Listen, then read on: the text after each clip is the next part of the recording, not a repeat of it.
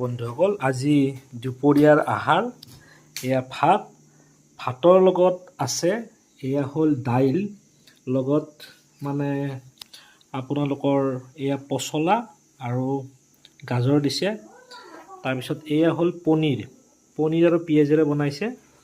এয়া হ'ল তিতকেৰেলা আলু এয়া হ'ল স্কোৱাছ আৰু আলু ভাজি এয়া হ'ল পচলা ভাজি তাৰপিছত এয়াও কিবা বনাইছে কি বনাইছে গম পোৱা নাই এয়া হ'ল আমাৰ জেনেৰেল কচু যিটো আছে কচু বনাইছে তাৰপিছত এয়া হ'ল মাছৰ আঞ্জা সৰু মাছ আলুৰে বনাইছে আৰু লগত আছে এয়া দৈ গাখীৰ আৰু এয়া হ'ল পায়স গতিকে আজিৰ খাদ্য আৰু এতিয়া আমি টেষ্ট কৰিম ধন্যবাদ।